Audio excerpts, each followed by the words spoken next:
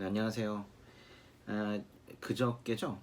2020년 5월 30일 제 1차 경찰 시험 있었습니다. 거기 한국사가 좀 어렵게 나왔는데 이걸 좀 풀어달라는 학생들이 있었어요. 근데 제가 어디 다른 데 올릴 데가 없어서 지금 이 계정에다가 올립니다.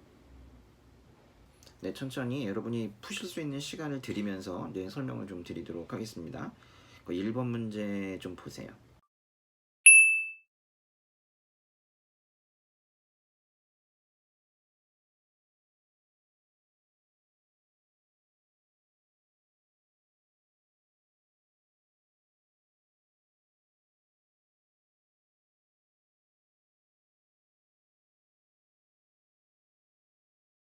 1번의 중기 구석기 시대에는 몸돌에서 떼어난 돌 조각인 격지를 잔손질하여 석기를 만들었다 그랬어요. 이제 구석기 시대를 우리가 전기, 중기, 후기 이렇게 나누는데요. 이 보세요. 중기 구석기 시대 그랬어요. 중기 구석기 시대라고 했으면 구석기 시대 중에서도 중기만 말하는 거예요. 이건 확실하게 전기, 중기, 후기를 나누라는 겁니다. 여러분 구석기 시대에는 전기, 중기, 후기를 나누는 기준이 뭐예요? 돌을 어떻게 제작을 하는가, 그러니까 석기 제작 기법에 따라서 전기, 중기, 후기로 나누죠. 전기에는 하나의 돌을 여러 용도로 쓰죠. 여러 용도로. 그리고 중기의 특징은 뭐예요? 그거를 하나의 용도로 씁니다. 그렇죠. 그래서 이 전기에서 이제 중기로 넘어가는 이 분위기가 매우 중요한 거예요. 그러면 후기는 어때요? 네, 후기의 경우에는 쐐기를 사용하고 같은 형태의 여러 개를 만들죠. 그래서 전기, 중기를 구분하는 것과 후기는 완전히 별개로 보셔야 됩니다. 예. 근데 여기에 나오는 이 표현 있죠. 몸돌에서 떼어낸 돌 조각인 격지를 잔손질하여 석기를 만들었다. 여러분 이런 표현들을 외워두셔야 돼요. 예. 몸돌에서 떼어낸 돌 조각. 몸돌이라는 표현이 있고요. 몸돌. 예. 큰 돌을 말하는 것이죠. 예. 그리고 거기서 떼어낸 돌 조각들, 그죠? 예, 돌 조각들. 는 격지, 격지. 이 돌 조각과 격지는 같은 말인데 이거를 잔솔질해서, 그러니까 이거를 손질을 한다는 거예요. 해서 석기를 만들었다. 여기 보세요. 구석기 전기와 이제 중기 그리고 또 후기로 나눠지게 되는데 전기에는 여러 가지 용도로 썼대요. 한 개를 여러 가지 용도로 썼다. 그런데 중기로 가니까 두 가지 특징을 가지고 있습니다.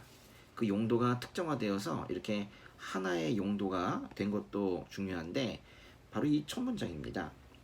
큰 몸돌에서 떼어낸 돌 조각. 여기 보시면 이 사진에서 이게 몸돌이에요. 거기서 이제 떼어낸 돌 조각들을 격지, 이게 격지들입니다. 그걸 갖다가 그냥 쓰는 것이 아니라 격지를 잔손질한대요. 그래서 여기선 지금 키워드가 세 개예요. 몸돌, 격지, 잔손질은 중기입니다. 요 이제 흐름을 좀 잘 알아두세요. 사실은 요거는 최근에도 다른 시험에서도 한번 나왔었어요. 그래서 이거는 이번 또 국가직 시험에서도 다시 한번 다뤄질 수 있을 것이라고 생각이 됩니다. 계속 보시죠. 이번에 신석기 시대에는 제주 고산리나 양양 오산리. 제주 고산리에서는 뭐가 발견됐어요? 제주 고산리. 고산, 아주 높은 산이네요. 이 제주 고산리가 바로 신석기 시대 거의 기준되는 유적입니다. 그죠? 기원전 8000년경인 것이 여기 제주 고산리의 특징이죠. 네, 제주 환경고산입니다. 또 양양오산리, 여기서는 흙으로 만든 안면상이 발견됐잖아요. 그래서 조상 숭배가 추정이 된다고도 했는데요. 신석기 시대 맞죠? 신석기 시대 유적을 한번 볼까요? 네, 신석기 시대 유적을 보니까 강원도 양양 오산리, 여기서 바로 흙으로 빚은 안면상이 발견이 된 거예요. 예, 바로 이거네요. 그렇죠? 예. 그리고 제주 한경고산리, 이 문제에서는 한경을 빼고 그냥 제주 고산리라고 했는데요. 이게 바로 기원전 8000년경의 것으로 신석기 시대를 구분지을 수 있는 그런 유적지입니다. 그런데요, 1번에 2번에서 이 뒷부분 있죠. 이 뒷부분 목책환호, 이건 어디서 나오는 말이에요? 이 목책환호는 방어시설이란 뜻인데 요거 뒷부분은 이거는 청동기에 나오는 말이잖아요. 그래서 2번이 말 그대로 적절하지 않네요. 답은 2번이 되겠습니다. 그래서 이 앞에까지는 맞는 말이에요. 신석기 시대에는 제주고산리, 양양고산리는 맞는데 목책환호라는 말이 틀리게 된 거예요. 그것도 잠깐 볼게요. 예. 제가 청동기 시대에 그 방어 시설 중에서 다른 건 몰라도, 말하자면 이런 토성, 토루 이런 거는 몰라도 목책과 한어는 반드시 외우시자고 그랬잖아요.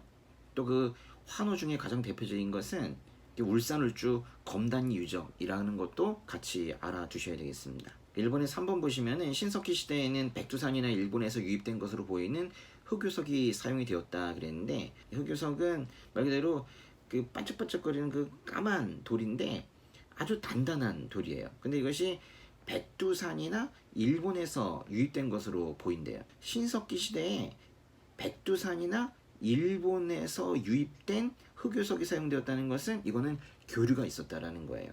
원거리 교류. 이미 신석기 시대 때 원거리 교류가 있었다라는 그런 증거이거든요. 실은 이 흑요석이라는 단어도 이것도 그렇게 오래되지 않은 기출 문제에서 사용되었던 표현입니다. 이 신석기 시대 맞는데요. 강원도 양양 오산리 유적에서 이것이 확인이 돼요. 우리 아까 보셨던 그 유적인데요. 바로 이겁니다. 강원도 양양 오산리에서는 흙으로 한 빚은 안면상, 즉 요 모양의 안면상이 나오기도 했지만은 여기 보세요. 여기에서 발견이 된 이 흑요석재 석기의 원석은 분석 결과 백두산 지역에서 가져온 것으로 나타난대요.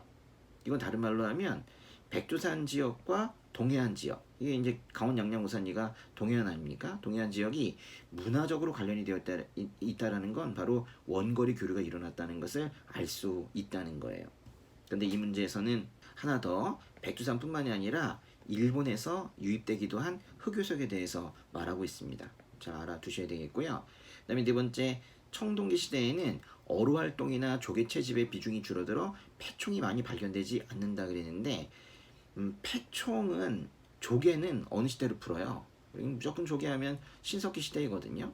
근데 이제 신석기 시대 때 이런 조개 채집의 비중이 높았지만은 그것이 점점 줄어들어서 폐총이 많이 발견되지 않는 것이 청동기 시대의 특징인 것은 너무나도 당연한 얘기일 거예요. 네, 2번 문제 보겠습니다. 한번 먼저 보시죠.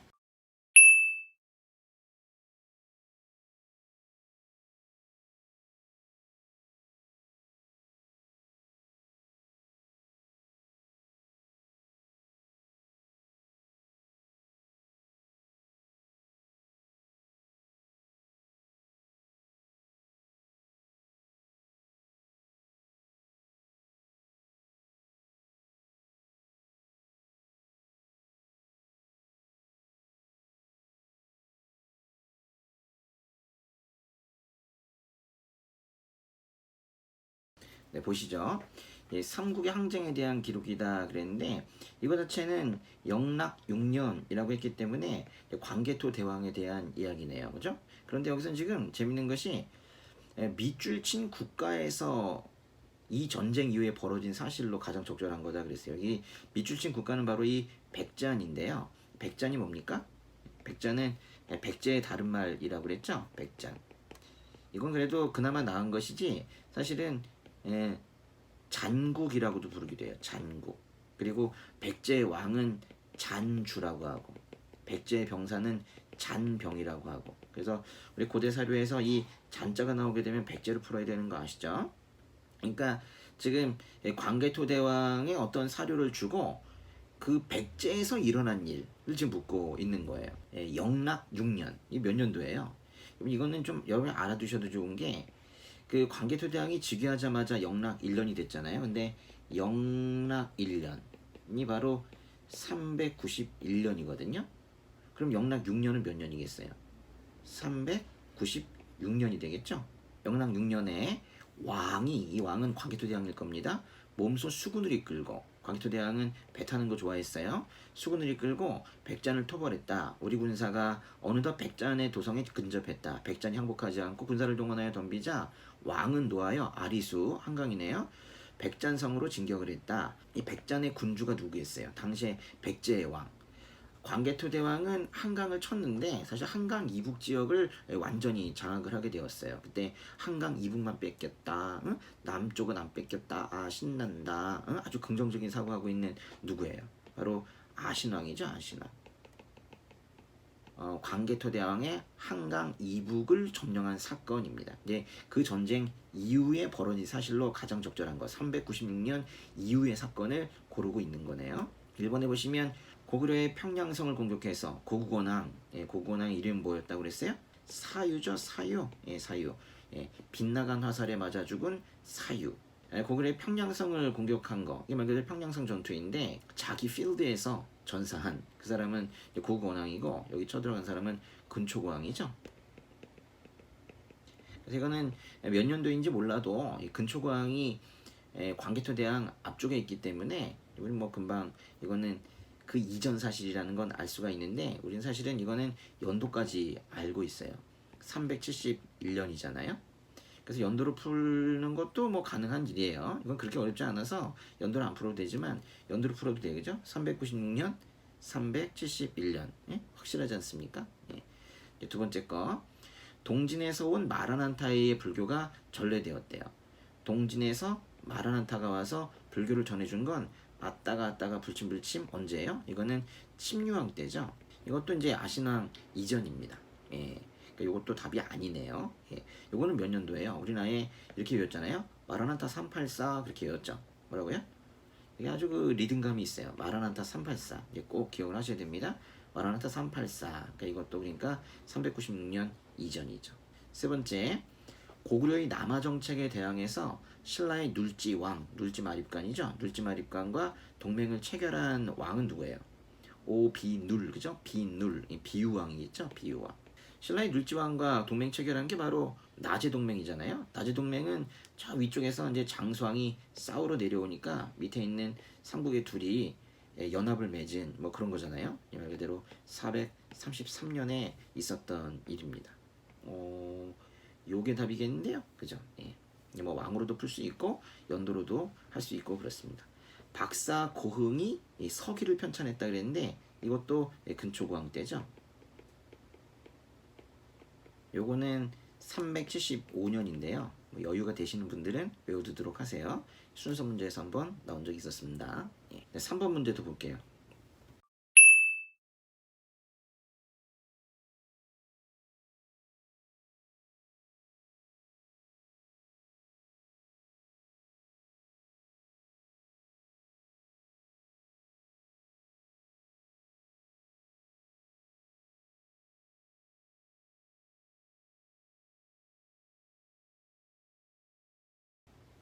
답은 2번이네요. 그렇죠? 그렇게 어려운 문제는 아닌데요. 사실 여기 9월 대가야가 반란을 일으켰다 그랬는데 대는 잘 안 줘요. 그냥 가야가 반란 또는 뭐 모반하였다 뭐 이렇게 이제 표현을 하죠. 그러면서 이제 우리가 이게 대가야라는 걸 알려면 이 두 사람을 알아야 돼요. 이사부에게 명을 해서 그들을 치도록 했고 사다함으로 하여금 그 부장이 되었다는 건, 부장이라는 건 장군의 부급 도와주게 했다 이런 뜻이에요. 이사부에게 치게 하고 사다함이 돕게 하는 이 세트를 꼭 외워두셔야 된다고 그랬죠. 그래서 친대는 대가야입니다. 그리고 그 왕은 당연히 진흥왕이겠죠. 이제 왕은 진흥왕입니다. 이 문제 자체가 진흥왕의 재위 기간 중 축조된 비석은 그렇게 지금 묻고 있네요. 단양적 성비네요. 그러면 다른 비석들은 어느 왕 때예요? 울진봉평비는 울진봉평신라비 이렇게도 부르는데 비읍 있죠? 비읍. 비읍 한번 써볼까요? 누구예요? 버풍왕이죠. 버풍왕. 그래서 우리는 아예 울진봉평신라비를 법평신라비, 울진법평신라비 그렇게 외우고도 있어요. 뿌뿌뿌뿌뿌 그죠? 꼭 외워두셔야 되고, 그 다음에 이제 포항중성리비, 이것도 포항중성신라비 이렇게도 부르는데요. 요것과 그 옆에 있는 영일냉수리비, 요것도 포항입니다. 포항중성신라비 또 포항영일냉수리비, 이 포항에 관심이 많았던 왕은 누구예요? 네, 봅시다. 포항중성리 신라비는 501년에, 포항영일냉수리비는 503년에 만들어졌는데, 이 포항에 관심이 많았던 이 왕은 바로 지증왕이네요. 이거 꼭 기억을 하셔야 되겠습니다. 네, 포항중성리비와 영일냉수리비는 이거는 지증왕입니다. 포항 하면 지증왕 기억을 꼭 하셔요. 그 다음에 네 번째 보시죠.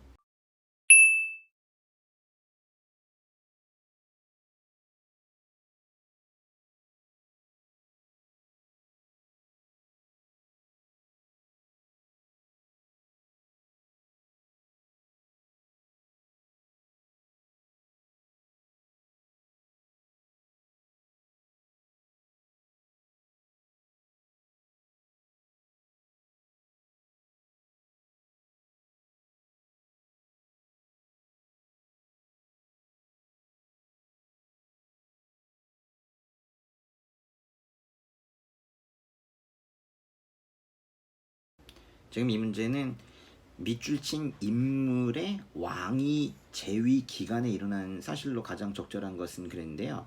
그러니까 이 사료 자체의 왕이 아니라 이 신이라는 사람이 왕이 되었을 때를 말하고 있는 거예요. 네, 좀 주의를 해야 되겠죠. 신의 나라가 대국을 섬긴 지 여러 해가 되었대요. 그러나 백제는 강성하고 교활하여 침략을 일삼았습니다. 그러니까 백제를 지금 교활하다고 말하는 거 보니까 분명히 백제는 아닌 거죠. 예, 이 신의 나라가 백제는 아니에요. 만약 폐하께서 군사를 보내 그 흉악한 무리들을 없애지 않는다면 그 흉악한 무리들을 뭔가 없애달라는 의미네요. 우리나라 백성 모두 포로가 될 것입니다. 육로와 수로를 거쳐 섬기러 오는 일도 다시는 기대할 수 없을 것입니다. 육로와 수로를 거쳐 섬기러 온 일도 라고 했다면 지금 그쪽에 가서 지금 말하고 있는 것 같아요. 예, 뭔가 이 바다 건너는 거니까 지금 중국에서 가서 말하는 것 같은 그런 느낌이 벌써 드는데요. 태종이 크게 동감하고 군사를 보낼 것을 허락하였다 그랬어요. 이거 중요한 단어가 나왔네요. 바로 태종입니다. 태종. 우리가 이게 고대사에서 이 백제가 등장하는 이 고대사에서 태종이라고 불리는 사람이 있어요? 있긴 있죠. 태종 무열왕이 있는데요. 지금 태종 무열왕이 크게 동감하고 군사를 보낼 것을 허락하였다. 뭐 그런 역사는 찾아오긴 좀 힘듭니다. 이건 분명히 이거는 당태종일 거예요. 당태종. 이 신의 나라에서 이 신의 나라는 분명히 이제 신라이고요. 예. 이 신은 누구입니까 그러면? 네, 신라의 경우에 백제와 참 사이가 안 좋았었죠. 뭐 더군다나 642년에 선덕여왕 때죠. 그 대야성 전투로 아주 크게 한번 또 당하기도 하고 그랬죠. 그런데 645년에 무슨 일이 있었죠? 고구려에 안성 싸움이 있었는데 그 당나라 태종이 안성을 공격을 할 때, 고구려를 공격할 때, 그래서 신라가 이 아래쪽을 공격을 하면서 당나라의 고구려 공격을 도와주기도 하고 그랬어요. 사실 백제와 신라가 사이가 좋지 않아서 신라가 처음에는 연합하고 싶었던 것이 고구려인데 잘 되지 않았었거든요. 그래서 오히려 이제 당나라의 외교를 중시하려고 하고 있는 뭐 그런 정황에서 있는 얘기입니다. 그러다가 647년에 선덕여왕이 끝나고 이때부터 이제 진덕여왕이 등장을 하게 되는데요. 진덕여왕 때 들어서 당나라와의 어떤 동맹을 더욱더 강화해야 되겠다 싶어가지고 김춘추를 보내죠. 그래서 김춘추를 보내서 바로 그 다음에 647년에 즉위한 진덕여왕이 648년에 김춘추를 보내서 당나라와 나당 동맹을 맺게 되는 거예요. 예. 이건 지금 그 얘기입니다. 신의 나라, 그러니까 신이 바로 김춘추입니다. 지금 김춘추가 가서 당나라 태종에게 지금 간청을 하고 있는 뭐 그런 모습이에요. 몇 년도라고요? 648년에 있었던 그런 나당 동맹입니다. 그럼 이거 누구 문제예요? 사실 이 사건 자체는 진덕여왕 때 사건인데 지금 이건 진덕여왕으로 풀어서는 되는 게 아니고 무열왕 때, 그죠? 예. 무열왕 때 이야기를 지금 묻고 있는 겁니다. 1번 보시죠. 갈문왕 제도가 사실상 폐지되고, 이거네요. 벌써 답이, 그죠? 갈문왕이 뭐라 그랬어요? 갈문왕. 예, 거의 왕 뭐 이런 뜻이죠. 그래서 왕자나 왕족들에게 거의 왕 취급을 해주는 그런 제도. 근데 이거는 왕권 강화를 위해서 그것을 폐지시켜 버린 사람이 바로 태종 무열왕입니다. 그리고 상대 등의 권한이 약화됐는데 이건 왜 약화됐어요? 다른 게 강화됐나 보지 뭐. 뭐가 강화됐어요? 집사부의 시중에 기능이 또 권한이 강화되면서 이것이 올라가면서 상대 등의 권한은 약화가 된 것이죠. 맞네요. 그렇죠? 예. 여기 보세요. 무열왕 집사부의 장관이 시중의 기능을 강화했다. 그래서 상대 등의 세력이 이제 억제가 되었죠. 그리고 이제 디귿번에 보시면은 왕과 일정한 관계에 있던 자에게 주던 갈문왕이라는 봉직을 폐지했다고 그랬어요. 요거를 꼭 좀 알아두십니다. 예. 근데 우리 이제 참고적으로 그런 말 있었죠. 갈문왕 입종의 아들. 그때까진 갈문왕 제도가 있었는데 갈문왕 입종의 아들이 누구예요? 진흥왕이라고 그랬죠. 진흥왕 기억나세요? 예. 그 다음에 이번에 비담과 염종 등 귀족 세력의 반란이 일어났다 그랬는데 뭐 비담의 난 자체가 염종이랑 같이 일으킨 거예요. 그래서 비담과 염종 등 귀족 세력의 반란이 일어났다라는 것은 이게 바로 647년의 얘긴데요. 이게 선덕여왕 말기에 일어나는 사건이에요. 예. 왜 일어났다고 그랬어요? 또다시 여왕은 안 된다. 선덕여왕 다음에 진덕여왕이 되는 건 나는 반대한다. 이러면서 일어난 것이 바로 비담과 염종의 난, 비담의 난입니다. 이거는 굳이 말하면 왕으로 치면은 선덕여왕이에요. 연도로 하게 되면 647년입니다. 647년. 독자적인 연호를 폐지하고 당 고종의 연호를 사용했다 그랬어요. 독자적인 연호는 무엇이며 당 고종의 연호는 무엇인가? 여기 보세요. 이제 선덕여왕의 연호는 좀 어렵게 생겼는데 인평이죠, 인평. 그리고 진덕여왕의 연호는 태화입니다. 이 두 개 외워두셔야 되죠. 인평과 태화. 그런데요, 그 태화라는 그 연호를 진덕여왕이 언제부터 썼냐면 바로 썼네요. 그죠? 647년에 즉위했는데 바로 썼어요. 근데 그거를 650년까지만 써요. 650년까지만 쓰고 그 다음에는 다른 연호를 쓴다라는 거예요. 진덕여왕은 초기에는 태화라는 연호를 쓰다가 그 이후에는 당나라 고종의 연호를 씁니다. 예, 그게 바로 영휘라는 거예요. 영휘. 그래서 이거는 뭐 영휘라는 단어를 그대로 주진 않았는데 당 고종의 영휘라는 표현을 우리가 알아야지 이제 정확하게 풀 수가 있을 거예요. 그래서 3번은 바로 진덕여왕에 대한 설명입니다. 4번에 자장의 권위로 황룡사 구축목탑이 축조되었다 그랬는데 황룡사는 진흥왕이 지었지만 황룡사 구축목탑은 요거는 선덕여왕이 지었다고 그랬죠. 요거는 선덕여왕 때입니다. 네, 5번 문제 보시죠.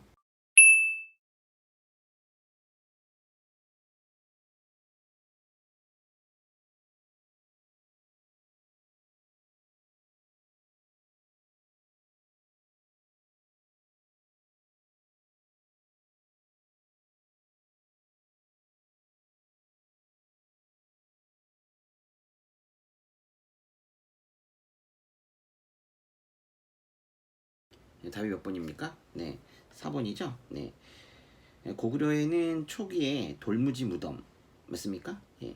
고구려에는 초기에 돌무지 무덤인데 지금 후기에는 뭐 무슨 무덤인 거예요? 굴식 돌방 무덤인 거겠죠? 이런 식의 것들은 단순한 돌무지였는데 점차 피라미드 형태로 정교하게 돌을 쌓았대요. 그러니까 처음에는 그냥 돌무지 무덤이었는데 나중에는 계단식 돌무지 무덤이 되었다라는 거죠. 그렇죠? 예, 계단식 돌무지 무덤이 되었다. 지금 돌무지 무덤 자체에 이런 흐름도 우리가 좀 알아야 되는가? 기본서 보시죠. 그 고구려 초기, 그죠? 초기 무덤은 돌무지 무덤입니다. 그대로네요, 그죠? 고구려 초기에는 돌무지 무덤 적석층이 유행을 했다. 그런데 점차 피라미드 형태로 쌓아 올렸고 그 외에 다듬은 돌을 계단식으로 쌓아 올렸다. 근데 이 뒷부분은 거의 비슷한 내용이에요. 그래서 만들어진 것이 바로 밑에 있는 장군총 같은 것이죠. 네, 1번은 맞는 얘기고요. 2번에 고구려의 고분벽화는 초기에는 생활상을 표현한 그림이 많았지만 후기로 갈수록 추상화되었다. 고분벽화가 내용이 바뀌었죠. 이 초기와 이 후기가 다른데요. 초기에는 생활상을 표현했대요. 그러니까 생활상을 표현했다는 건 그 사람을 그렸다는 거예요, 직접. 그런데 나중엔 그것이 추상화되었다는 거예요. 그래서 이제 추상화되었다는 건 도교가 들어오면서 사신도 등이 많이 그려졌다 이런 뜻인 거예요. 심지어 어떤 문제에서는 이 생활상과 이 추상화 이 순서를 바꿔놓는 뭐 그런 형태로 오답을 만들기도 하고 그랬죠. 네, 기본서 내용 보겠습니다. 고구려 후기의 구식도박 무덤에도 벽화가 발견이 되는데 그 후기의 그러니까 구식도박 무덤 자체의 초기에는 주로 무덤 주인의 생활을 표현한 그림이 많았으나 후기에는 점차 추상화되어 사신도와 같은 상징적 그림으로 변했다. 바로 이 얘기를 하는 거예요. 그 초기에 생활상을 그린 그 대표적인 것이 바로 이 안악 사호분입니다. 주인공인 이 사람도 여기 이렇게 그려져 있고 이 부엌이래요. 응? 사는 모습들 이런 것들도 그려져 있죠. 그런데 나중에는 점점 더 변해가서 이 강서 구분을 보게 되면 이런 사신도와 같이 추상적인 그림들이 점점 더 많이 그려지게 된 겁니다. 동그라미 3번 무령왕릉과 송산리 6호분은 중국 남조의 영향을 받은 벽돌 무덤이다. 예. 무령왕릉과 송산리 6호분 이것이 벽돌 무덤이냐? 이제 우리가 알고 있는 벽돌 무덤이 세 개가 있죠. 예. 6호분 그리고 무령왕릉 그리고 육무효인데요. 이 효가 뭐예요? 정효공주묘, 이건 발의 거죠. 이렇게 세 가지가 바로 벽돌 무덤입니다. 네, 정효공주묘는 당나라의 영향을 받은 것이겠지만은 무령왕릉과 송산유커고는 시대적으로 중국 남조의 영향을 받은 것입니다. 옹진 시대의 송산리 고분고는 거의 대부분이 구식 돌박 무덤인데요. 거기에서 1호분과 5호분까지는 구식 돌박 무덤입니다. 그런데 바로 이 6호분과 이 무령왕릉이 벽돌 무덤이죠. 특별히 중국 남조 양나라의 영향을 받은 벽돌 무덤입니다. 뭐랑 뭐가요? 6호분과 무령왕릉입니다. 4번에 신라의 돌무지 덧널 무덤은 고구려의 백제의 영향을 받았다 그랬는데, 신라의 돌무지 덧널 무덤 요 말까지는 딱 맞는데, 이거는 신라에만 있고 독립적인 거예요. 고구려와 백제 영향을 받았다, 이 부분이 틀리게 된 겁니다. 신라에만 있죠. 그것도 특별히 삼국시대 신라에만 있다 그랬죠. 황란대총, 호우총 이런 것들이 아주 그 덩치가 큰 산 같은 그런 무덤들을 말하고 있는 것인데요. 네, 오늘은 이만큼 보시고 계속 설명드리도록 그렇게 하겠습니다.